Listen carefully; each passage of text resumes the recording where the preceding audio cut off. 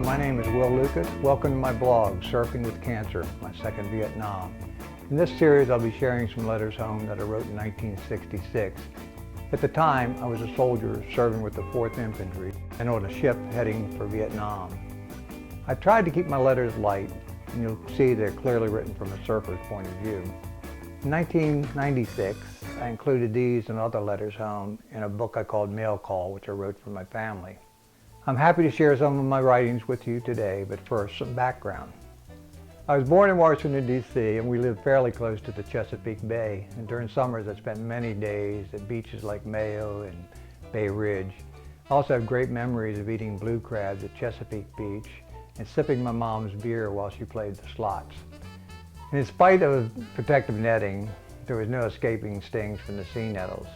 The only waves I ever saw were from a boat. But as a preteen, I did get to play in the ocean waves twice, Ocean City, Maryland, and Nags Head, North Carolina. My dad was a North Carolina boy. But all wasn't fun. Washington, D.C. was going through a great racial divide during the late 1950s, and as a young child, I was the victim of 2 unjustified attacks. When I was 11, we finally moved to Silver Spring, Maryland. It was a sharp contrast from the city life, and I loved the wilderness areas around our house. My new friend, Tom Darmody, taught me about local nature, and we took full advantage of the numerous swimming holes along the Northwest Branch. I attended Our Lady of Good Counsel High School for 3 years, but I was more interested in playing music than I was studying. So as a result, I spent my senior year at Northwood High School, where they had woodshop and girls. In the spring of 1964, I went surfing in Ocean City, Maryland with my friends Trini and Mike Dwyer, and Mike already had his own surfboard. I came home, bleached my hair. I was a surfer, or more likely a kook. Now I needed a job to buy a surfboard. In February of 1965, I finally bought my own board. I also bought a car that year. I was free, and every weekend I headed to Ocean City, slept on the beach in hopes of finding morning glass. I also played in rock bands during that period. In 1963 and 64, I had my own rock band, the Coachmen. And in 1965, we formed Nobody's Children with Mark Matoris, Dennis Boone, and Jan Zukowski, who went on to play with the Cherry People, the Nighthawks, and many other groups, and is still playing today. But my fun days came to a screeching halt. In December of 1965, I was drafted into the Army. There weren't a lot of opportunities for duty near surf breaks, so with the British invasion in full swing, I asked to be stationed in England. Oh well. After graduating from basic training at Fort Lewis, Washington, I hung around the shadowy areas of Tacoma, where I listened to rock bands and got a tattoo of a surfer on my right arm. I hated that ink and got it removed some years later. While the rest of my unit was doing their engineer training at Fort Lewis, I was shipped off to Georgia for radio training. Good news is I got to experience Florida surf 2 times. But before the class was finished, I was rushed back to Fort Lewis just in time for July 6th departure on a ship to Vietnam. Here I was, a young surfer/musician on a ship full of young men facing the unknown. But I was prepared for the physical aspect of the adventure. Prior to the service, I'd been a scout for about 7 years and continued backpacking on a regular basis after that. I was used to roughing it, and my 2 years of surfing in Ocean City, Maryland, gave me great appreciation for the ocean and its many moods. I wrote extensively about the beauty of the ocean and its creatures all along the way. I took photos with a box camera, which I eventually replaced with a 35mm SLR. Thoughts of surfing and music helped me cope with the reality of the situation. Optimism helped me then, and it's helping me today as I cope with incurable bone cancer. I'm proud of the fact that I've surfed every year since 1964. But at age 70, it's more difficult. I lack stamina and everything hurts. I also get fearful at times. My bones are fragile. But in spite of my issues, the fun factor is as high as ever, and I just can't give it up at this point. Now here's a timeline of my trip across the Pacific, including some of my writings.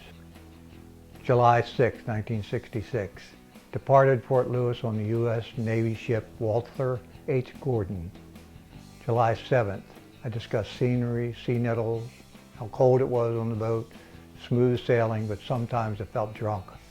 Surfing helped my balance. I never got sick. July 8th. Picked up 700 Marines in San Diego, 4,000 of us on the ship. July 9th. Left San Diego for Vietnam with a big send-off. July 10th, got puked on. Lots of people sick, not me. Letter dated July 11th. Nothing much happened today. I had my first malaria pill today. I've been lying on the deck every day all day long since the ship left port. I'm really getting a dark tan now. My hair is getting kind of light too. I'm really enjoying myself. It's just like vacation. Last night I borrowed a guitar and started playing at the back of the ship. Pretty soon we had a big crowd back there just singing away. We were really having a good time until the rain came. More notes. July 12th, Japanese glass, birds following ship, saw another ship, nothing to do, no duty. July 13th, took a lot of pictures on the ship. July 14th, wind is blowing, but it's sunny and beautiful. Guess what? We're stopping in Okinawa. July 15th, porpoise, whales, Japanese floats, a rescue mission. July 16th, morning glass, saw a shark and a whale. July 17th, went to church, took my second malaria pill, got sick after the last one. July 18th letter.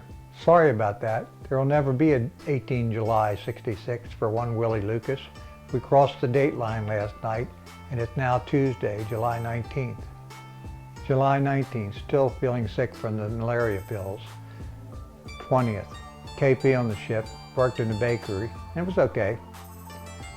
July 21st, first big rainstorm at sea. July 22nd, started sleeping in the rescue rafts. July 23rd letter. Not much going on today. We had a meeting this afternoon telling us what we can expect once we get to Nam. We should be getting to Okinawa sometime tomorrow morning. It will be good to see land again for a change. It's also unbelievable how much traveling I've done in the past 8 months. A year ago I was sitting at a beach or somewhere surfing. I had no idea that I would be going into the Army and no intention of going to Nam. It will be quite an experience to tell about. Curious, I underlined tell. Letter, July 24th. Well, I woke up this morning and we were in sight of land. We finally reached Okinawa. When I first came up on deck, we were about 2 miles out. It was a beautiful sight. The water was royal blue in color, set off by the bright green of the island's hillside, made an unforgettable sight. As we came into the bay, the water remained blue, but lighter in color. All around you could see the coral reefs which surrounded the island. We pulled out about 6:30 tonight and on our way to Vietnam. Letter, July 25th.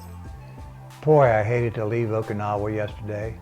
I've never seen anything like it. The water of the Gulf at Panama City was beautiful, but if you can imagine, about 3 times better, you've got Okinawa. According to the ship's newspaper, there are 102 unoccupied islands in the area.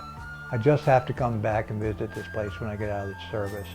Well, tomorrow is my last day of KP on this boat, and I hope it's my last for good. We finally hit some rough seas tonight. Letter, July 26th.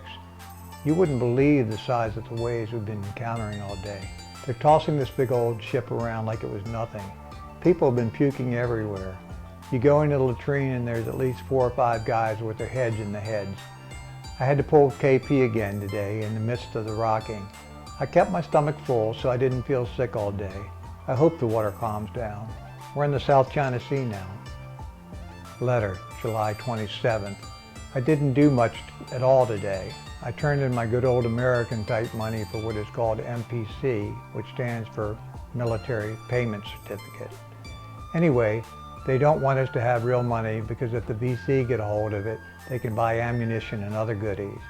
We should be arriving at Da Nang at 7 in the morning. Our battalion goes a little further south down the line to Cam Ranh Bay, I believe. We got KP again this morning. Letter, July 28th. When I woke up this morning, we were in Da Nang. Boy, the hills along the coast look ugly. They weren't like California or Okinawa. They were sharp pointed peaks, which were kind of scary. We sat there for about 6 hours. For those 6 hours, we were given an idea of the sounds of war. There were jets and helicopters cruising past us all day. In the background, you could hear explosions all over. Once we saw where a shell landed on the top of the hill. It gave off a big puff of smoke. July 29th, letter. Well, we didn't get off the ship today like they told us. As a matter of fact, we didn't go to Cam Ranh Bay like they told us. We're at a place called Quinyan. We got here this morning and have sat here ever since. We'll be getting off sometime in the morning. We're going to fly to our destination from here. I think the name of the place we're going is Pleiku, pronounced Pleiku.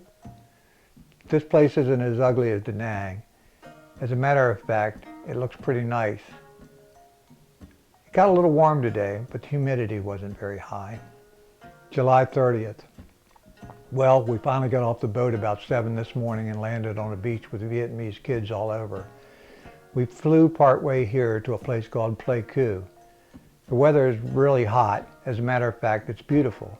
It rained hard for about 15 minutes this afternoon. By the way, there ain't no VC anywhere near where we are. No jungle either. We're out in the middle of a big open field. So far, I like it. Hope I can say that for the future.